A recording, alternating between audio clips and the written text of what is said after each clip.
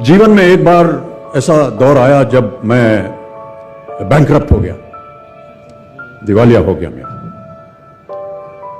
मेरी बनाई हुई कंपनी घाटे में चली गई, करोड़ों का कर्जा चढ़ गया, मेरा व्यक्तिगत बैंक बैलेंस जीरो यानी शून्य हो गया। कमाई के सब जरिए बंद थे और सरकार की तरफ से घर पर कुर्की के छापे लग गए। ये बात धीरूभाई को पता चली।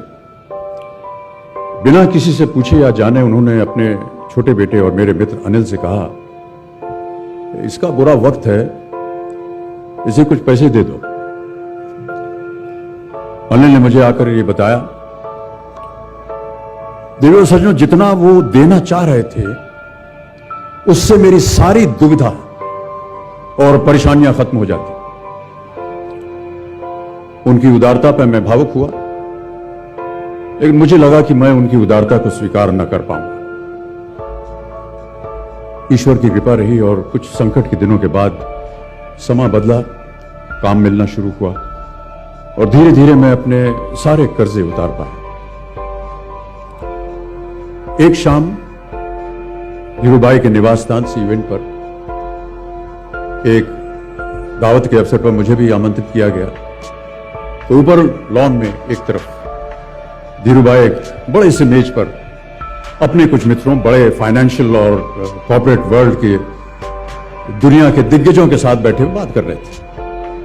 मुझ पर नजर पड़ी तो मुझे बुलाया और कहा, यहां मेरे साथ बैठो। मुझे बड़ा अजीब लगा, मैंने क्षमा मांगी और कहा, मैं उधर अपने मित्रों के साथ बैठा हूं, वहीं ठीक हूं। उन्होंने जिद की और बैठा लिया मुझे। फिर अपनी उस दिग्गजों की महफिल में उन्होंने कहा, यह लड़का गिर गया था लेकिन अपने बल पर फिर खड़ा हो गया, मैं इसकी इज्जत करता हूं।